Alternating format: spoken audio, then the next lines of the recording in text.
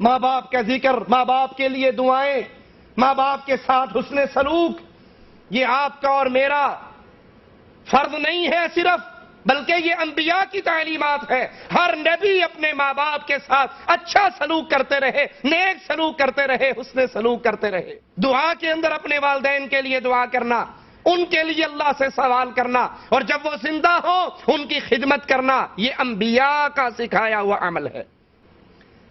اگر آپ کے والدین اہل ایمان نہیں ہیں، اہل توحید نہیں ہے، یہ شریعت اسلام پھر بھی ان والدین کے ساتھ بدسلوکی کا، بدتمیزی کی اجازت نہیں دیتی کہ آپ ان کے ساتھ گندی زبان، رف زبان استعمال کریں۔ ہاں، اگر وہ آپ کو کفر اور شرک کی دعوت دے، آپ نے اس کو تو نہیں ماننا، لیکن زبان، انداز بولتے ہوئے یہ خیال کرنا ہے جس سے میں بات کر رہا ہوں وہ میرا باپ لگتا ہے۔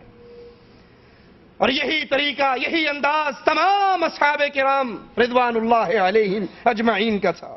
اللہ رحم فرمائے آج کے نوجوان پر اور ہدایت عطا فرمائے۔ زندگی کے اندر ماں باپ کے ساتھ برا سلوک ہے، کبھی بیوی کی وجہ سے ماں کے ساتھ بدتمیزی کرتا ہے، کبھی بیوی کی وجہ سے باپ کے ساتھ بدتمیزی کرتا ہے، کبھی دوستوں کی وجہ سے باپ کے ساتھ برا سلوک کرتا ہے، کبھی ان کو گھر سے نکال دیتا ہے، کبھی ان کے ساتھ زبان درازیاں کرتا ہے۔ افسوس ہے ایسے بد نصیب انسان پر جو ماں باپ کی قدر کو نہ سمجھ سکے۔ اور ادھر میرے نبی کے صحابہ مرنے کے بعد بھی اپنے ماں باپ کے احسان کو یاد رکھتے، ان کے ساتھ اچھا سلوک کرتے۔ کہ کائنات کی عظیم نعمتوں میں سے ماں اور باپ کی دعا ہے۔ خوش نصیب ہیں وہ جن کے ماں باپ زندہ ہوں اور وہ ان کی خدمت کر کے، مال کے ساتھ، جان کے ساتھ ان سے اچھا سلوک کر کے دعائیں لے کر دنیا اور آخرت کو سنوار لیتے ہیں۔ اور بد نصیب ہیں وہ جو بیویوں کے پیچھے لگ کر ماؤں کے ساتھ برا سلوک کرتے ہیں۔ ابو ہریرہ رضی اللہ عنہ وارضاہ، ایک دن ابو ہریرہ کی والدہ نے بلایا، اے ابو ہریرہ۔ ابو ہریرہ رضی اللہ عنہ وارضاہ نے جواب میں کہا، لبیک یا امی، لبیک یا امہ۔ ذرا زور سے آواز لگائی۔ اب ماں نے بلایا تو اس نے کہا نا جی امی کیا بات ہے، لیکن فوراً ان کو احساس ہوا کہ میں نے اپنی آواز اپنی ماں کی آواز سے زیادہ اونچی کی ہے۔ یہ سوچتے ہی فوراً بیٹھ کے استغفار کرنا شروع کر دیا کہ استغفر اللہ، میری آواز میری ماں کی آواز سے اونچی ہو گئی۔ اس غلطی پر، اس گناہ پر معافی مانگ رہے ہیں، استغفار کر رہے ہیں، اور پھر بازار جاتے ہیں، 2 غلام خرید کے ان کی گردنوں کو اللہ کے لیے آزاد کر دیتے ہیں کہ میں نے ماں کی آواز سے آواز اونچی کی، اس گناہ کے کفارے کے طور پہ میں 2 غلاموں کو اللہ کے لیے آزاد کرتا ہوں۔ سوچئے کیا میرے دل کے اندر اور آپ کے دل کے اندر ماں کی یہی کیفیت ہے؟ ماں کی یہی محبت ہے؟ ماں کا یہی پیار ہے؟ باپ کا یہی احترام ہے؟ اپنے کمروں سے اپنے ماں باپ کو بڑھاپے میں گھر سے نکال دینے والوں کہ ہم میاں بیوی اندر سوتے ہیں، ساتھ والا کمرہ امی ابو کا ہے، یہ بوڑھے ہیں، کھانستے ہیں ساری رات، ہماری بیگم کی اور ہماری نیند خراب ہوتی ہے، ان کی چارپائی نکال کر اب انہیں برآمدے میں ڈال دو یا صحن میں ڈال دو یا بالکونی میں ڈال دو، یہ وہاں کھانستے رہیں، ہماری نیند تو خراب نہ کریں۔ ابن مسعود رات اپنی ماں کے پاس بسر کرتے تھے، کیوں؟ کہ ہو سکتا ہے رات کو میری ماں کو کسی وقت میری ضرورت ہو، اس نے پانی چاہیے ہو یا اس نے باتھ روم جانا ہو، کوئی معاملہ ہو، میں اپنی ماں کے پاس رہوں تاکہ اس کی خدمت کروں۔ ایک رات ابن مسعود رضی اللہ عنہ وارضاہ کی والدہ کہتی ہے، عبداللہ مجھے پانی پلاؤ۔ عبداللہ ابن مسعود پانی لینے کے لیے جاتے ہیں اور پانی لے کر جب واپس پلٹتے ہیں، ماں بستر پہ لیٹی ہوئی، اس کی آنکھیں بند ہو چکی اور وہ سو چکی۔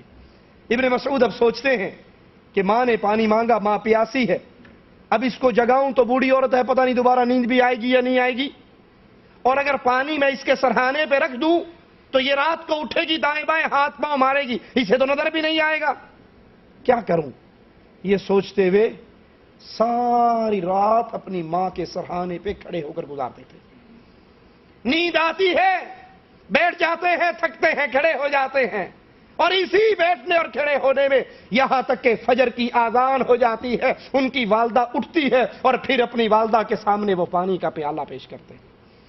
سوچئے ذرا، اپنے سلوک کو بھی سامنے رکھیے، اپنے ماں باپ کے ساتھ اپنے کردار کو بھی سامنے رکھیے، اور اصحاب رسول صلی اللہ علیہ وسلم کے کردار کو بھی اپنے سامنے رکھیے، وہ اپنے ماں باپ کے ساتھ کیا کیا کرتے تھے۔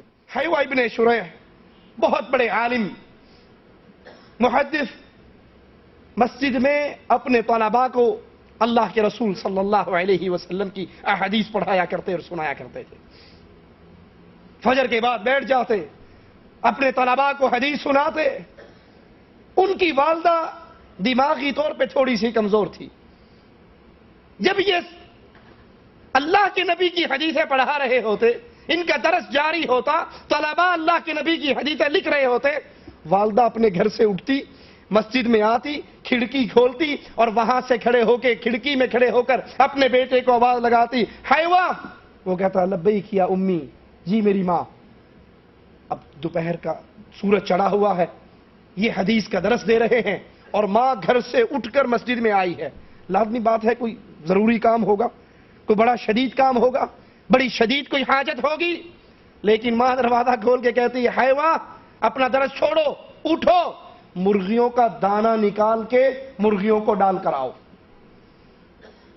آپ جیسا اور مجھ جیسا ہو تو کیا کریں گے؟ وہ کہیں گے استغفر اللہ، بوڑھی عورت نے ایسا مرنا جینا خراب کیا ہوا ہے، ارے تو اتنی دور سے اٹھ کر جو آئی ہے مجھے کہتی ہے مرغیوں کو دانہ ڈال، خود کیوں نہیں ڈال دیا؟ میں درس دے رہا ہوں، حدیثیں سنا رہا ہوں، اتنے لوگ میرے سامنے بیٹھے سن رہے ہیں۔ یہی سلوک کرتے ہیں۔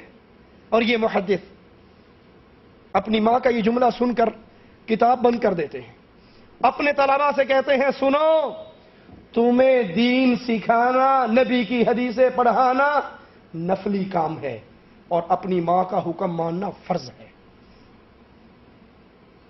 اس درس حدیث کو بند کر کے اپنی ماں کے گھر میں جاتے، تھیلے میں سے چاول دانہ نکالتے، مرغیوں کے دڑبے میں ڈالتے اور پھر واپس آ کے اپنے درس حدیث کا آغاز کرتے۔ یہ ماں ہے، یہ ماں کی عزت ہے، یہ ماں کا مقام ہے۔ حدیث رسول کے درس کو روک کر کہتے ہیں تمہیں حدیث پڑھانا نفلی کام ہے اور میری ماں جو مجھے حکم دے، بھلے اس کا حکم مرغیوں کو دانہ ڈالنا ہی کیوں نہ ہو، اللہ کی قسم ماں کی بات ماننا فرض ہے، یہ نفل ہے، میں نفل کو چھوڑ رہا ہوں، پہلے فرض ادا کرتا ہوں۔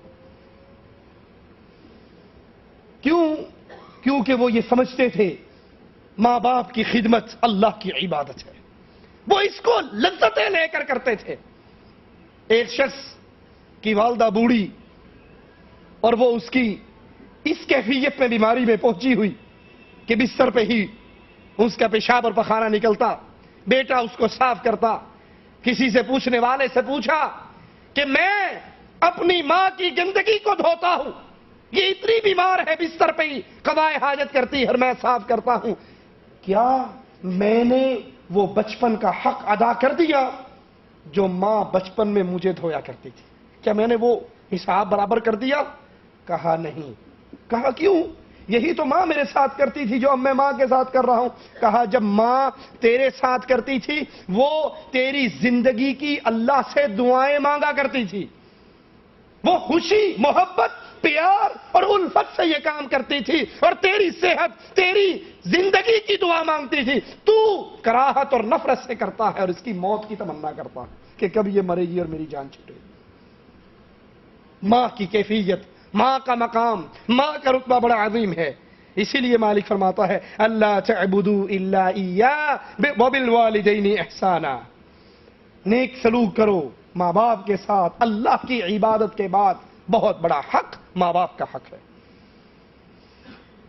اسی لیے اس دعا پہ غور کیجئے، ان اشکر لی ولوالدیک، مالک کیا کہتا ہے، بندوں کو کیا حکم دیتا ہے؟ اللہ کا شکر ادا کیجئے اور اپنے ماں باپ کا شکر ادا کیجئے۔ ایک شخص اللہ کا شکر ادا کرتا ہے، ماں باپ کا شکر ادا نہیں کرتا تو وہ اللہ کا شکر بھی ادا نہیں کرتا۔ ایک بندہ ماں باپ کا شکر ادا کرتا ہے، اللہ کا ادا نہیں کرتا تو اس سے بھی قبول نہیں ہوگا۔ شکر اس کا قبول ہوگا جو اللہ کا بھی شکر ادا کرے اور اپنے ماں باپ کا بھی شکر ادا کرے۔ وبالوالدین احسانا، ماں باپ کے ساتھ اچھا سلوک کیجئے، ان کی خدمت کیجئے، مال کے ساتھ بھی، جان کے ساتھ بھی، زبان کے ساتھ بھی ان کو خوش رکھیے۔ چھوٹی چھوٹی بات پر اپنی ماں کو ڈانٹنے والوں، تھوڑی تھوڑی باتوں پر ماں کے سامنے زبان چلانے والوں، اپنی آواز کو بلند کرنے والوں، اس کے چہرے پہ کھڑے ہو کے چیخنے والوں، اس کے ساتھ بدتمیزی کرنے والوں، امت محمد الرسول اللہ صلی اللہ علیہ وسلم کو تعلیم اللہ اور اس کے رسول نے ماں اور باپ کے ساتھ اچھے سلوک کی دی۔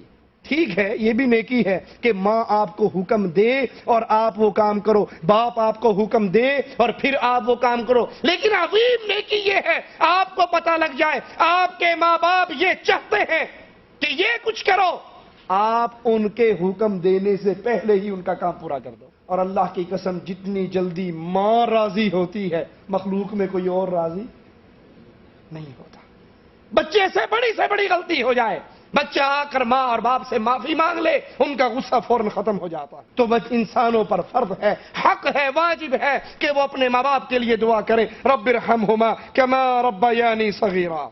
ترمذی میں رسول اللہ صلی اللہ علیہ وسلم کا فرمان موجود ہے، ایک شخص آتا ہے اللہ کے نبی صلی اللہ علیہ وسلم کے پاس، کہتا ہے اللہ کے نبی مجھ پہ سب سے بڑا حق کس کا ہے؟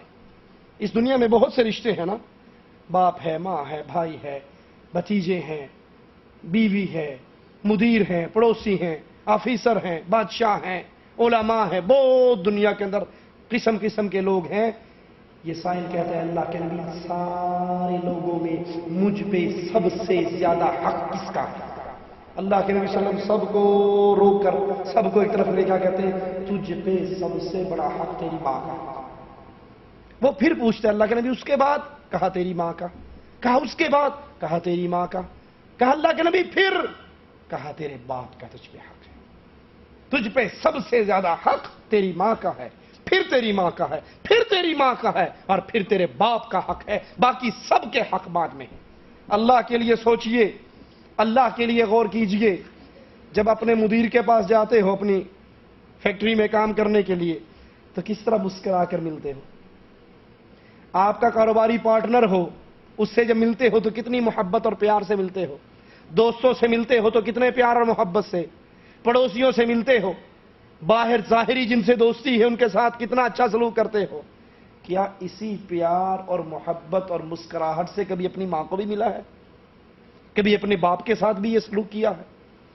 تیرا باپ، تیری ماں سارے لوگوں میں سب سے زیادہ نیکی کے حقدار ہیں، حسن سلوک کے حقدار ہیں۔ سارے لوگوں سے مسکرا کر اچھے جملے، پیارے جملوں سے مخاطب ہوتا ہے، اور جب ماں باپ سے کے پاس جاتا ہے تو ان کو اپنے لیے مصیبت گردانتا ہے، ان کو اپنے لیے آزمائش گردانتا ہے کہ یہ بوڑھا ہے، پتہ نہیں کب مرے گا، جان چھوٹے گی، میرے اوپر سر درد بن گیا ہے۔ سب سے زیادہ حق یہ ہے کہ میں اس کے ساتھ اچھا سلوک کروں۔ ابن ماجہ میں صحیحین میں ہے، ایک شخص رسول اللہ صلی اللہ علیہ وسلم کے پاس آیا اور کہنے لگا اللہ کے نبی میں جہاد پہ جانا چاہتا ہوں، میں جہاد پہ جانا چاہتا ہوں آپ کے ساتھ۔ اللہ کے نبی پہلا سوال کرتے ہیں، پہلا سوال اور کیا کرنا اللہ کے نبی کے سوال پہ؟ سوال تو یہ ہونا چاہیے نا کہ ہاں کبھی پہلے بھی مارکے میں گیا ہے، تیرے پاس گھوڑا ہے، اسلحہ ہے، تلوار تیر ہے؟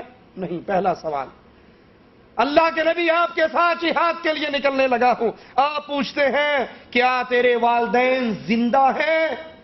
وہ جواب میں کہتا ہے ہاں اللہ کے نبی میرے والدین زندہ ہیں۔ فرماتے ہیں واپس جا، ان کی خدمت کر، ان کے درمیان میں رہ، یہی تیرا جہاد ہے، یہ غزوہ ہے، یہ نبی کے ساتھ جہاد کا مارکا ہے۔ اور اللہ کے نبی پہلا سوال کرتے ہیں کیا تیرے والدین زندہ ہیں؟ وہ جواب میں کہتا ہے زندہ ہیں۔ فرماتے ہیں واپس جا، ان کے پاس رہ، ان کی خدمت کر، ان کی خدمت ہی تیرا جہاد ہے۔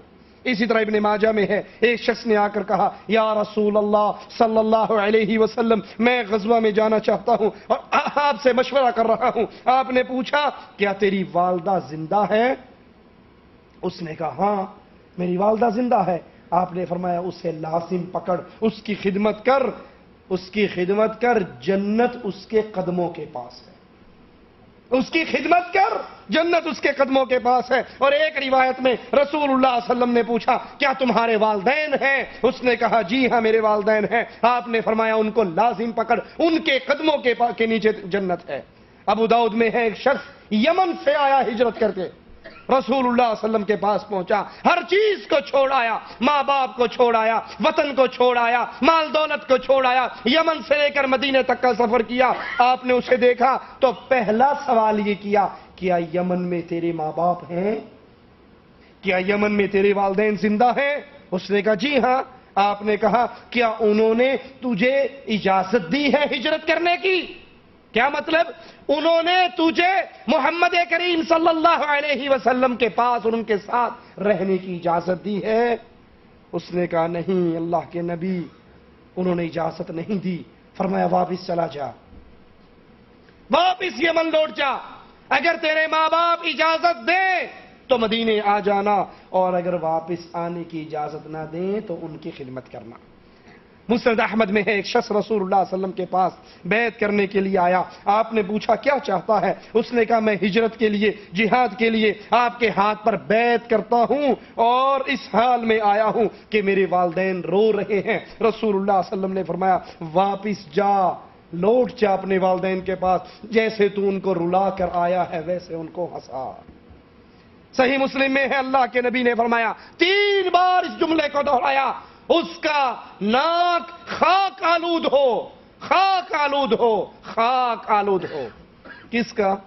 شرابی کا، زانی کا، چور کا، بدماش کا، کس کا ذکر ہو رہا ہے؟ کس کے لیے اللہ کے نبی 3 مرتبہ بددعائیں کر رہے ہیں؟ اس کا ناک خاک آلود ہو، خاک آلود ہو، خاک آلود ہو۔ قالوا یا رسول اللہ صلی اللہ علیہ وسلم، اے اللہ کے پیارے حبیب کس کا؟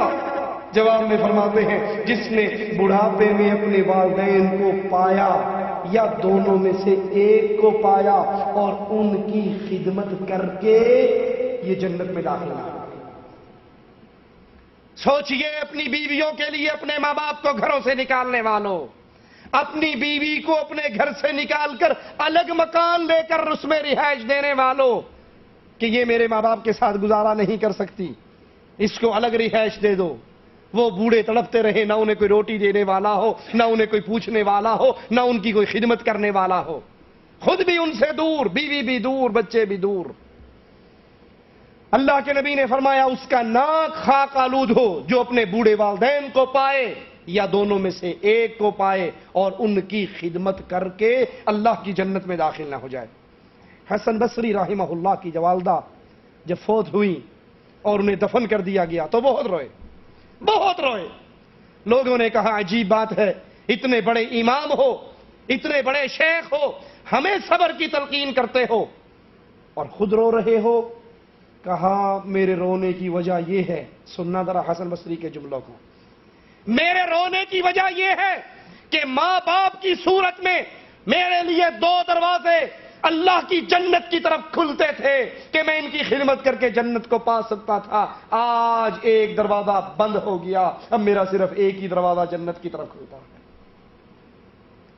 یہ بوڑھے ماں باپ مصیبت نہیں ہے، انگریزوں کی تقلید کرتے ہوئے ان کو اولڈ ہاؤس میں جمع کروانے والوں، ان کو بوڑھے خانے میں پھینک آنے والوں، آج تم ان کے ساتھ یہ سلوک کرو گے، کل تمہاری اولاد تمہارے ساتھ یہ سلوک کرے گی۔ یہ اللہ کی رحمت ہے، یہ اللہ کی نعمت ہے، یہ اللہ کی عطا ہے۔ حسن بصری کہہ رہے ہیں میری ماں اور میرے باپ کی صورت میں میرے لیے جنت کے 2 دروازے کھلے تھے اور ایک کے فوت ہونے سے آج جنت کا دروازہ بند ہو گیا۔ ماں باپ کی خدمت، ماں باپ کی شان پوچھنی ہے تو ان سے پوچھئے جن کے سروں سے یہ باغ ڈھل چکا ہے، جو ترستے ہیں کاش ہم اپنے باپ کی شکل کو دیکھ سکتے، جو ترستے ہیں اپنے بابا کا نام لیتے ہوئے، جن کے سروں پہ ماں اور باپ کا سایہ نہیں ہے، ان سے پوچھئے ماں باپ کی قیمت کتنی ہوتی۔ حسن بصری کہتے ہیں یہ جنت کے 2 دروازے کھلے تھے، میں ماں کی خدمت کر کے، میں اپنے باپ کی خدمت کر کے اللہ کی جنت میں داخل ہو سکتا تھا۔ آج ماں کے مرنے سے میرے لیے ماں نہیں مری، میرے لیے ماں نہیں مری، میرے لیے جنت کا ایک دروازہ بند ہو گیا ہے۔ اب جنت میں جانے کے لیے میرے پاس صرف ایک ہی دروازہ۔ ماں باپ کی موجودگی کو اللہ کی رحمت سمجھیے، اس کو غنیمت جانیے، اس کو غنیمت جانیے۔ اللہ کی قسم کھا کر کہتا ہوں دنیا کی ہر چیز انسان کو مل سکتی ہے، ماں باپ کی نعمت گزر جانے کے بعد دوبارہ نہیں مل سکتی۔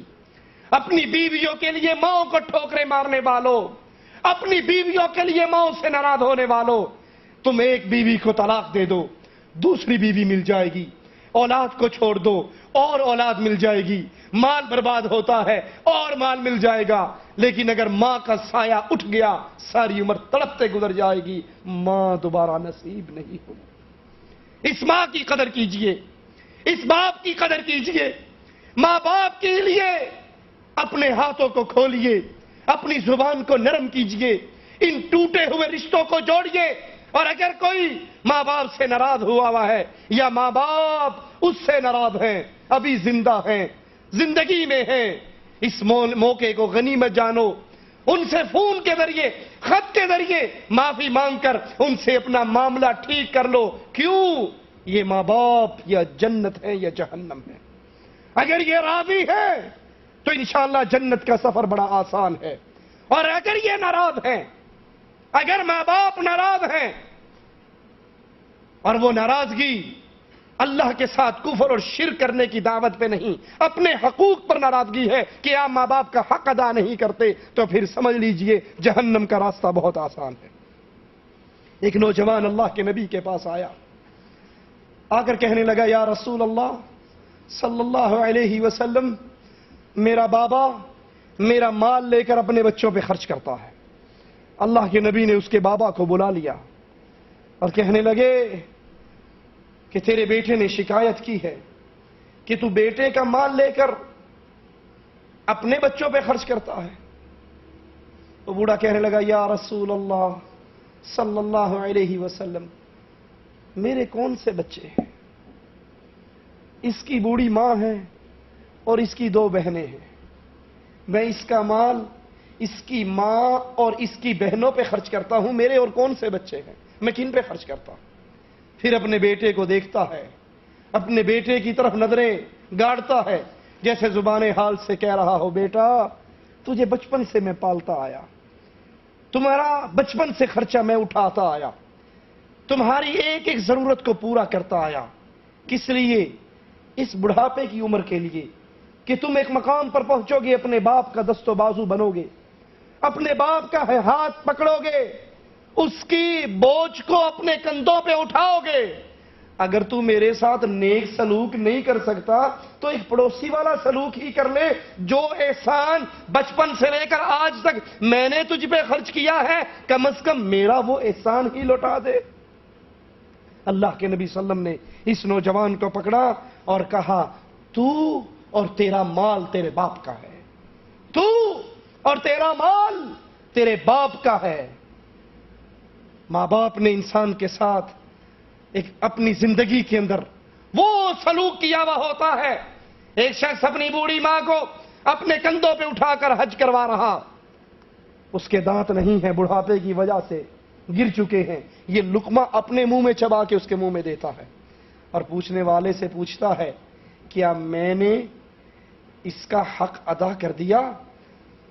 کہا، جب تو اس کے پیٹ میں تھا اور اس کے پیٹ میں درد کی ایک لہر اٹھتی تھی، یہ تیری ساری خدمت اس ایک درد کی لہر کا بدلہ بھی نہیں دے سکی، تجھا یہ کہ تو زندگی بھر کی اس کو بدلہ دینے کا سوچے۔